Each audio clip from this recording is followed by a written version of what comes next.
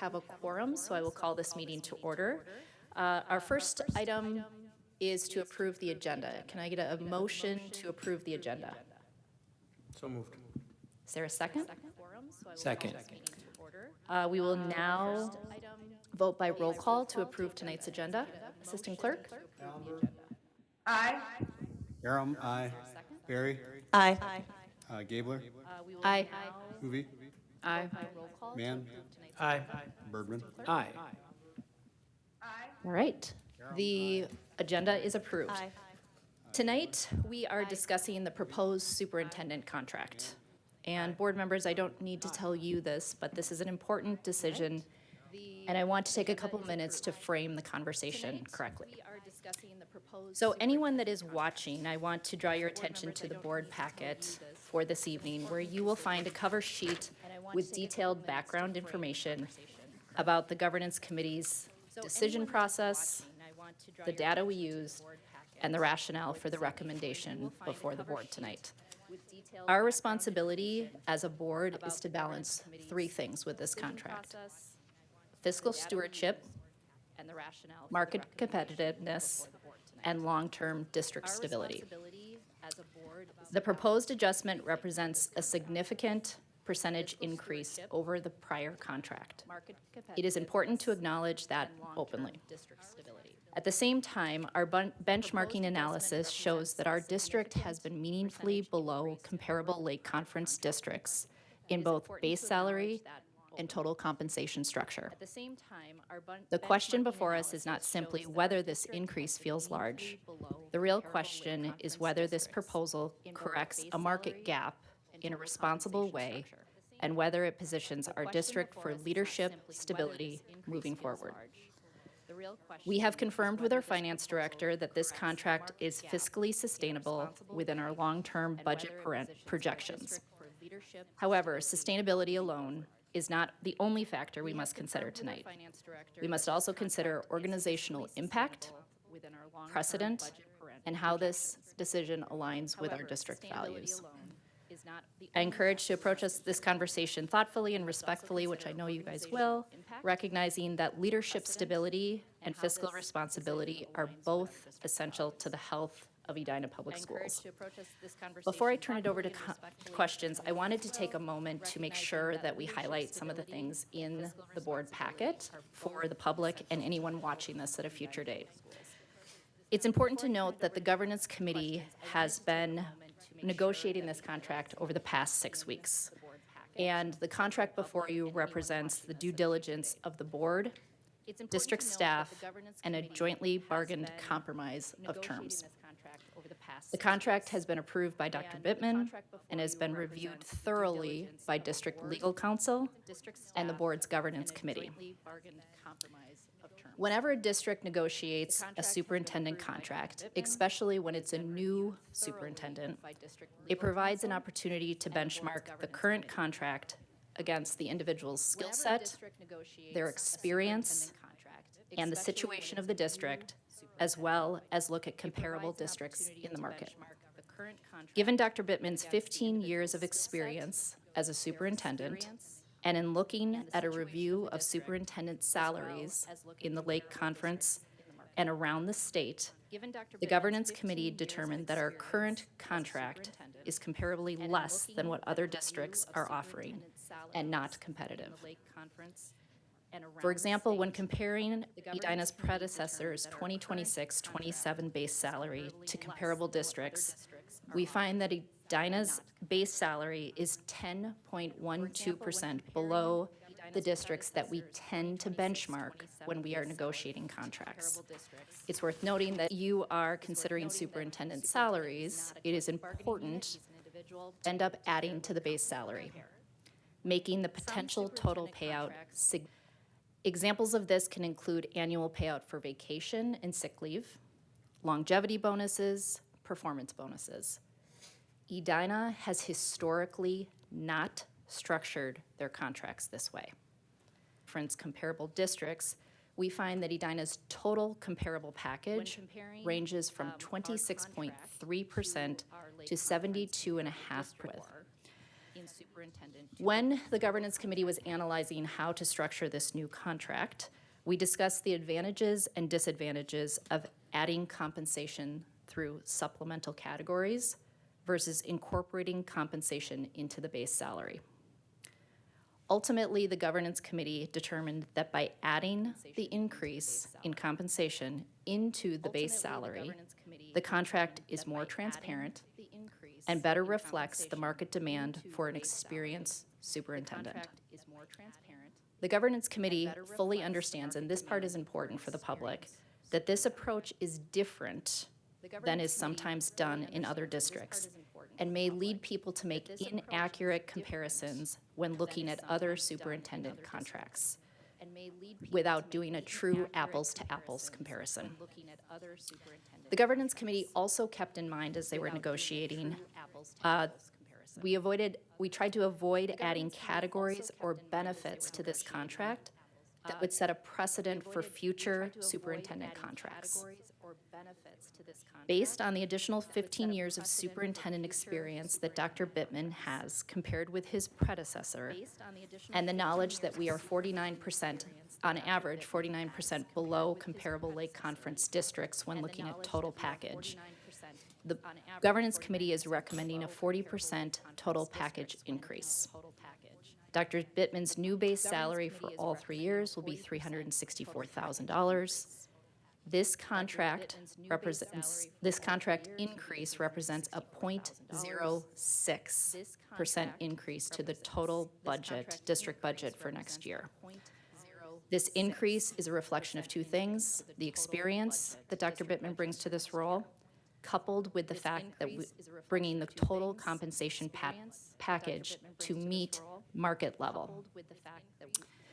This increase ensures that Dr. Bittman's salary is comparable to other Lake Conference superintendents, and if approved, this contract will put us at third or fourth among the 4 districts referenced in this document.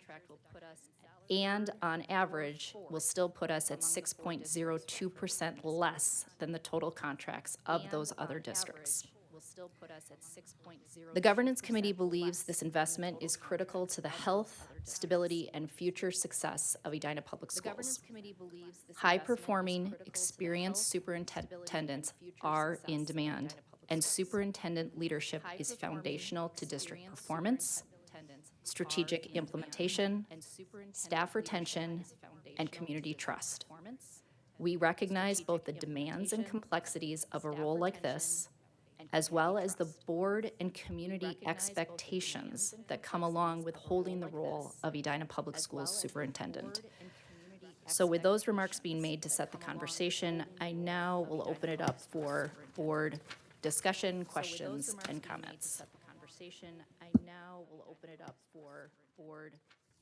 Director Aram. I just wanted to say thanks to the governance committee for all the work you've done, and as well as Sonia and Mert in terms of the detailed analysis that you all did. I know that, just based on some of the work that I did when I was on governance last year, that the comparing contracts is not an easy thing because of the way that they are listed within each of the districts. And so I feel that the due diligence you did was representative of what I would have wanted if I was on governance as well as a board member, so I thank you for that. No additional questions about what's I would have wanted if I was on governance as well as a board member, so I thank you for that. No additional questions about what's I would have wanted if I was on governance as well as a board member, so I thank you for that. No additional questions about. Director Allenberg. I don't have any questions. I probably echo a lot of what Dan said is, I know this is a lot of work. I've done it a couple of times, so thank you to the governance committee. Thank you to everyone that was involved in it. I appreciate I think you guys have done a really great job of balancing, what, you mentioned, Chair Gabler. I think it's hard to balance both the fiscal needs of the district and the fiscal needs of the superintendent. And I think you guys have done a really good job considering both of those. And so I appreciate the really work and attention to that. I think with every contract, I'm not an expert on contracts. The main things that I consider are really, has it been reviewed by legal? Has our governance committee done their due diligence? Has our finance director said it's sustainable? And you've checked all the boxes with those. So as far as anything more granular than that, I don't have any questions. And I just appreciate the job that you've done. And then for the community, I just want to reiterate again that this position has become increasingly challenging.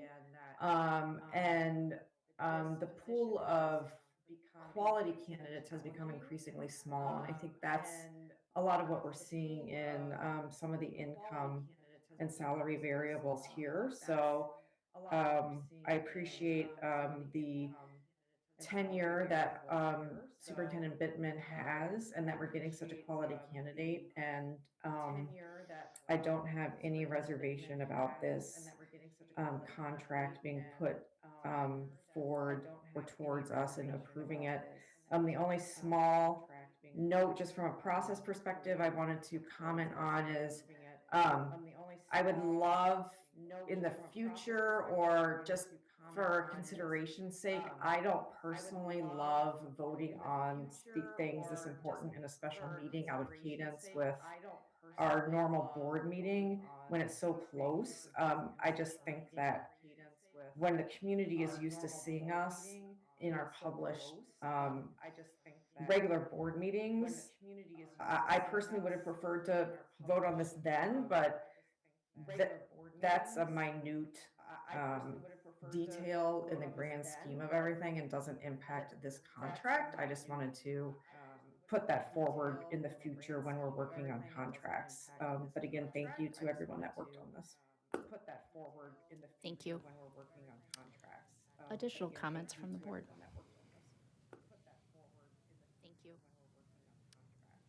Dr. Mann? I guess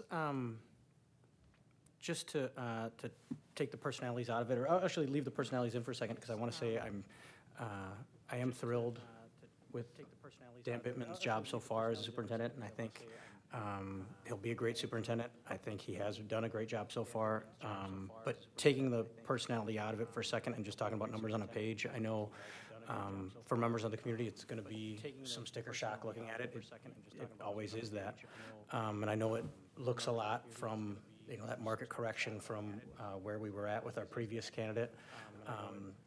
And that is tough for a lot of people. I definitely understand that. But I wanted to also thank the governance committee for their work in terms of not playing that kind of shell game as far as with some of the bonuses and things like that. I think there is a bigger conversation to be had someday in terms of, there are school superintendents and public school districts who choose to structure their contracts in a way that is not always extremely transparent to the greater public. And, their districts, and that's legal, it's their prerogative to do so. But there are those districts who are paying their superintendents through bonuses and what have you, double what is supposed to be the salary on the page. I wanted to thank our governance committee for making that a more transparent conversation, and it'll be a more difficult conversation, I think, too, at some point. Those things are going to happen at some point. Every couple of years, the TV news or what have you does a story just listing all the different contracts. They're all publicly available. And I just hope at that point, people are able to remember this conversation to realize that it is not necessarily apples to apples to just take that number, because so many other things are in, so-called performance bonuses and things like that. With that said, I'm really excited with the candidate we have, and I think, again, thanks governance for their work. With that said, I'm really excited with the candidate we have, and I think, again, thanks governance for their work. With that said, I'm really excited with the candidate we have, and I think, again, thanks governance for their. I just wanted to reiterate some of what you'd already said, Chair Gabler, with the depth and breadth of Dr. Bittman's experience, not only as a superintendent, but also at the state level and in some big districts and key roles. And echo what Director Mann was saying with, as an interim, I've been happy with his performance, and I think it's a great opportunity as a sort of a long runway of a interview almost. And so I feel comfortable with where we are and appreciate getting us aligned with comparable districts with superintendents who have, a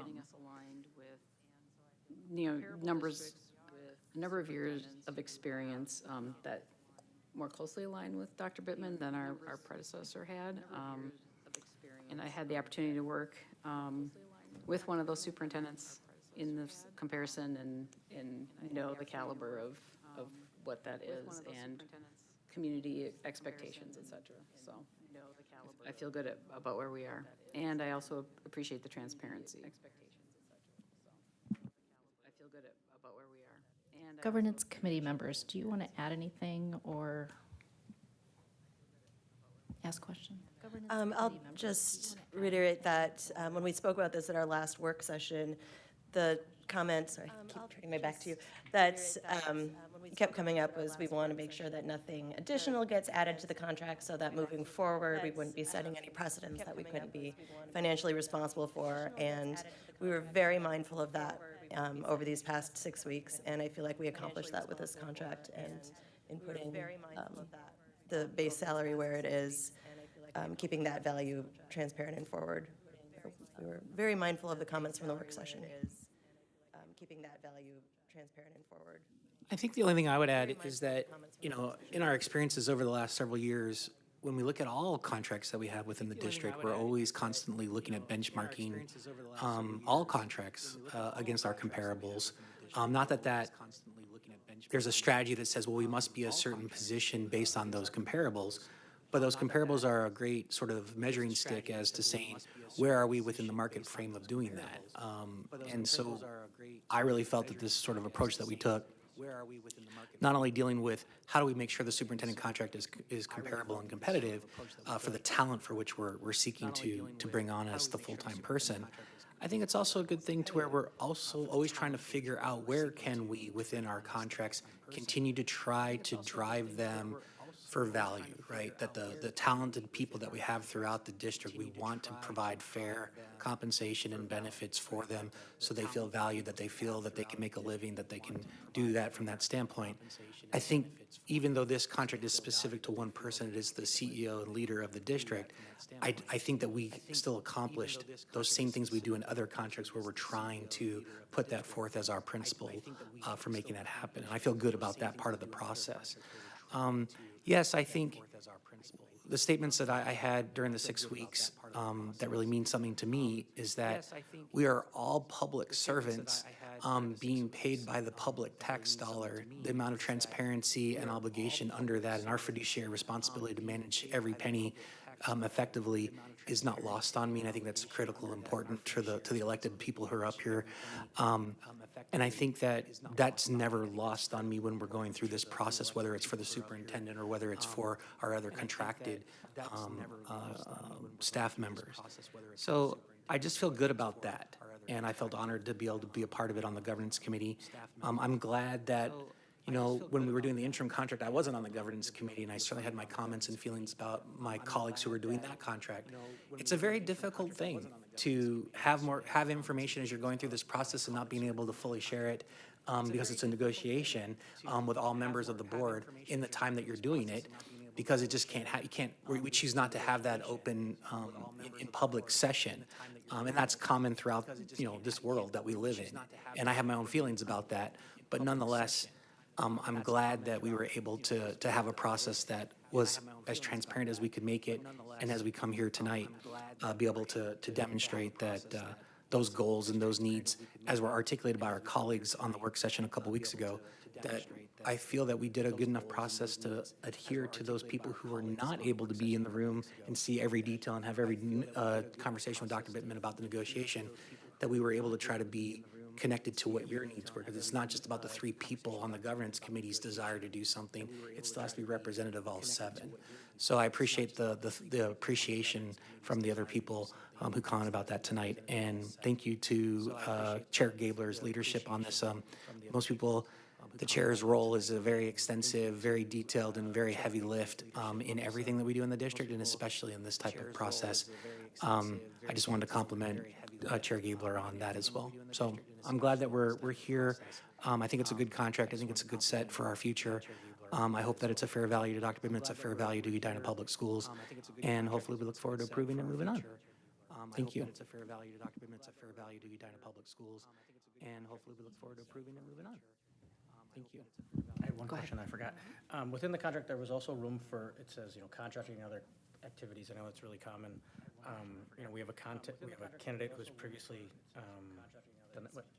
Oh, we have a candidate who's previously done executive search consulting, and I think as a board, it would really help us to have maybe some level setting there, have a conversation to see kind of maybe what that looks like for our expectations and our superintendent's expectations as far as what those opportunities in the educational sector, kind of away from Edina Public Schools, what they look like, what they maybe we don't want them to look like, or what we would like that to look like.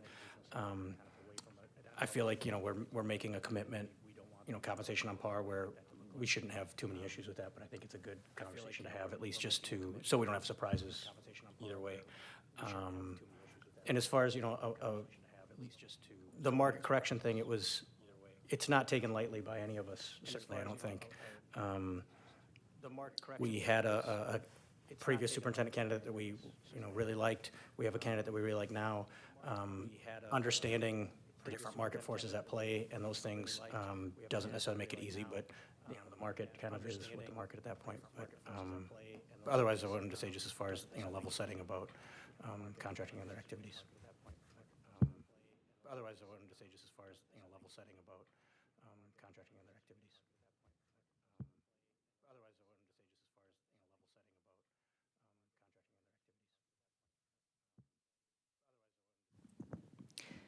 Thank you, board members, for your insights, questions, due diligence on looking over this material for today. Is there anything else that anyone would like to add to the conversation? Are we ready to vote? All right, can I get a motion to approve the employment agreement for Superintendent Dr. Dan Bittman? Is there a second? Second. All right, Assistant Clerk, would you please do the roll call? Allenberg, Second. Aye. Aram, aye. Barry, Aye. Birdman, Aye. Gabler, Aye. Hoovy, Aram, aye. Barry, Aye. Aye. Mann. Aye. All right, the employment agreement for Superintendent Dr. Daniel Bittman has passed 7-0. All right. And welcome on board. Employment agreement for Superintendent Dr. Daniel Bittman. All right, may I get a motion to adjourn tonight's special session? So moved. All right, Second. May I get a motion to adjourn tonight's all those, Assistant Clerk, would you please call the roll call for us to adjourn? Allenberg, Aye. Aram, aye. Barry, Assistant Aye. Clerk, would you Birdman. please call the Aye. roll call Gabler. for us to Aye. adjourn? Hoovy, Allenberg, Aram, Aye. Mann. Aye. Aye. The motion has passed and the meeting is adjourned. Thank you, everyone, for your time.